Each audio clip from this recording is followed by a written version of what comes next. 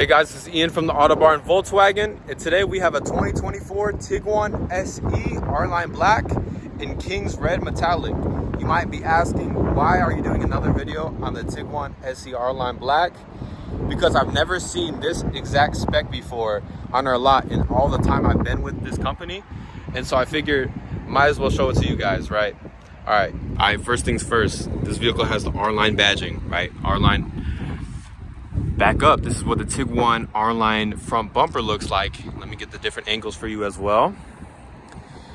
And as you can see right here, we also have the front assist sensors on the 24 Tiguan SE R-Lines. We also have a unique grille design with the chrome trim on the upper and the lower line, as well as the two blacked out ones in the middle. On the lighting, we have adaptive lighting on this, and we also have cornering lights. For those that don't know what cornering lights do, essentially they turn with the direction you're turning into so that you can see where you're turning. We have 19-inch black alloy wheels with all-season tires, by the way.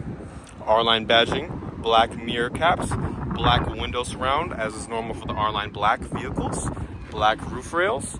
This is what the panoramic sunroof looks like from the top. And as you can see on the door handle, we have this little black button. That's for the keyless access. You can see right here, we have the black trim that spans both doors. And below, we have this body color matching lower cladding, which as you can see, pokes out a little bit more for that aggressive look. And if we back up a little bit, you can see how the front two windows are not tinted, but the rear and the cargo ones are. Obviously, that's amazing for safety reasons, whether you have stuff in your car or you don't want people to see your kids, whatever it might be, right? Following to the back, so you have the black bumperdello and then the R-Line diffuser, which looks very nice. Plus, always nice to have the rear windshield wiper. You can see this vehicle has the power liftgate, but not only that, it has the position memory as well. So look at this height in terms of how much this is opening. I'm gonna try to get the thing to open to this level roughly. So all you have to do is bring it down to this level about roughly, hold down the button, and it should. Typically what will happen, but maybe not because the vehicle is not on, there you go, you see it beeps. So now, pay attention to the level it's opening right now. I'm gonna close it. And now when we open, it should now start to open at that new height. So let's see. Perfect. In terms of the trunk, there's a lot of convenience features, right?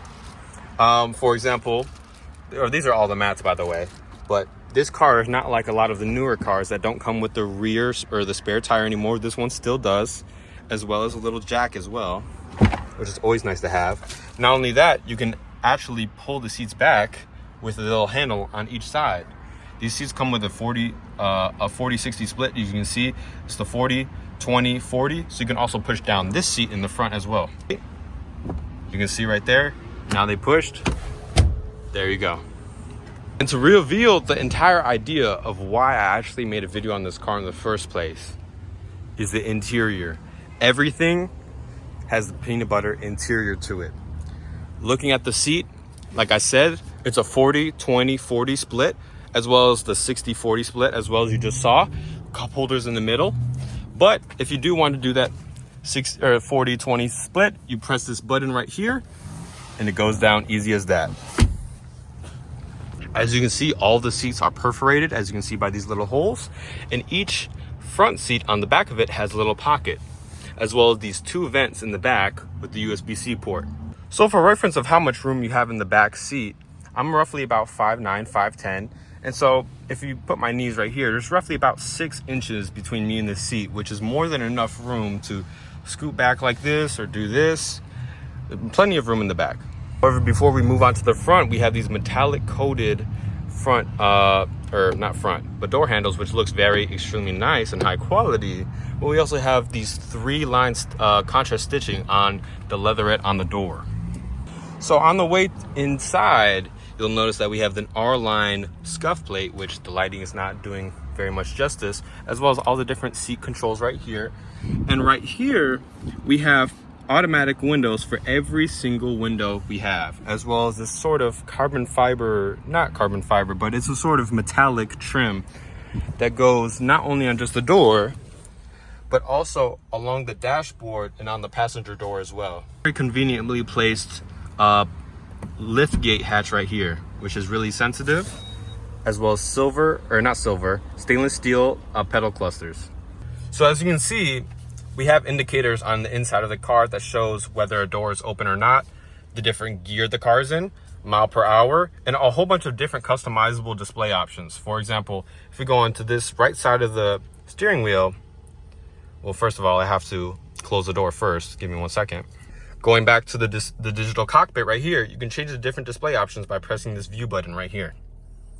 So as you can see, you can change it how it looks. And not only can you change the different display, but you can actually customize each display as well. So as you can see on the left and the right side, it shows different information. But if I wanted to customize how that looked, all I'd have to do is press this button right here. So this is not the right display one. My apologies. So right here, now you can change it to show whatever you want it to show.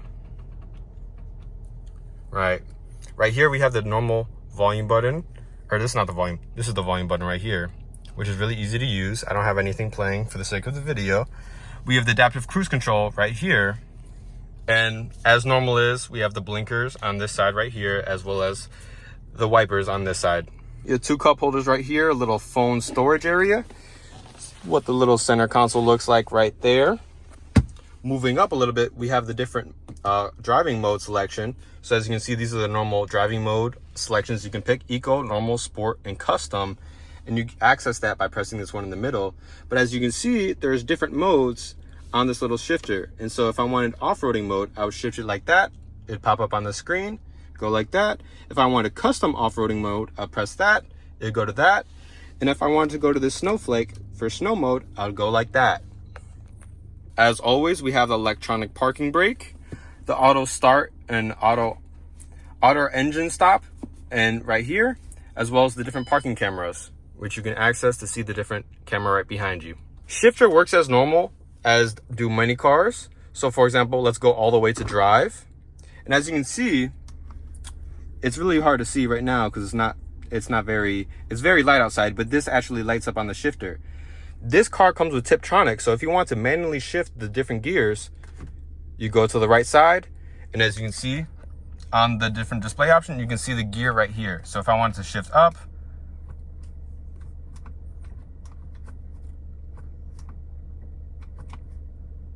obviously you can't shift up into a gear, right, without being on. But I'm in second gear. If I want to go back into first gear, you shift it up and back each time you want to shift the gear. Also, a really easy thing to do is if you want to get to sport mode while you're not in the Tiptronic, so you'd move from this side back to this side to the normal shifting. And so what you do is once you're in drive, you'd actually just shift back one more time.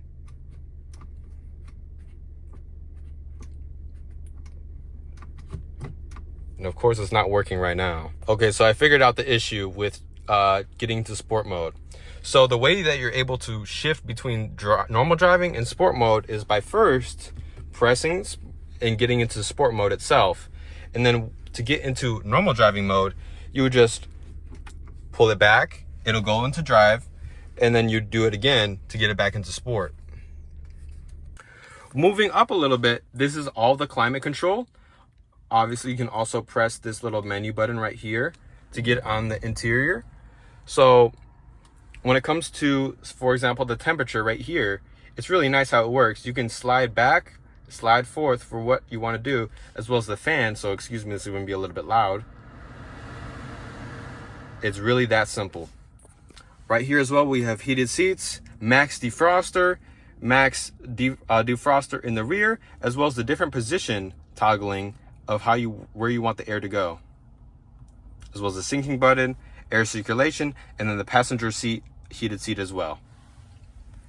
Moving up so that we can leave the infotainment for a little bit later, we have the auto dimming rear view mirror with the compass in the corner, as well as these reading lights right here, which are really easy with button. And you can also toggle if you want the lights to turn on when the door is open, which is really convenient if you have somebody cleaning your car, right? we have the sunroof right here, which you toggle by just pressing that button. But since I do not want it open right now, we would actually push it back. There's also shade right here, which I might actually keep on. And as you can see, it's moving back right there. Moving up right here, we have an info button. Essentially what this does is that it'll get you on the phone with a Volkswagen representative that will help you with any questions you might have if your phone dies or whatever. You have the roadside assistance button as well as the SOS button. This car comes with a wireless charger as well. That comes with also 2 USB ports and the 12-volt thing right here as well. After the steering wheel is where you toggle how you want your headlights to be. So right now it's at 0. You can have it at auto. You can have it at headlights on. You can have the high beams on as well. To the left of the wheel, we also have this little storage compartment as well. Glove compartment looks like, and it also obviously comes with a little driver's manual. This right here, you might be wondering, what is this? It's where we used to put our CD players. As I mentioned before, there was the voice control, but you can, to go to the menu on the infotainment, we have the radio, telephone, navigation, assist systems, which this vehicle comes with everything in IQ Drive. And right here, you can change the settings for the front assist, the lane changing assist, the blind spot monitor. You can toggle all that different stuff. Like I said, blind spot monitor will light up on the side facing us on the rear view mirror instead of being an icon. And you'd press right here to change those different settings right here. Going back, we have App Connect, extremely easy to use on these vehicles. All you got to do is really just get your phone into the Bluetooth settings, press the buttons on this phone, blah, blah, blah. And these come with Android Auto as well. The vehicle settings, this vehicle also comes with ambient lighting, which is always really fun to use. So this one has automatic. You would basically turn it off, the automatic, or not off. You do manual is what I meant to say. And you select color this way. And as you can see on the infotainment screen, as well as the digital cockpit, the color is changing. And that will also light up along the dashboard and all the doors. You can also set up the CarNet with the My VW app and all that cool stuff right there, as well as individual settings, climate control, help, blah, blah, blah. Last thing, the vanity mirror, lighted vanity mirror, which is always nice to have. All right, guys, that should be about it when it comes to this unique spec Tiguan. I hope you guys enjoyed this video. I'm gonna leave my contact information right here with my phone number, either right here or right here, and my email either right here or right here. You guys can contact me directly with either one of those things. With the phone number, obviously just call. That one is a landline. It's not an actual thing you can text, right? But outside of that, you guys can check the description. There's gonna be a lot more information down there as well. So definitely recommend checking it out. Hope you guys enjoyed. Please subscribe. Have a nice one. Bye.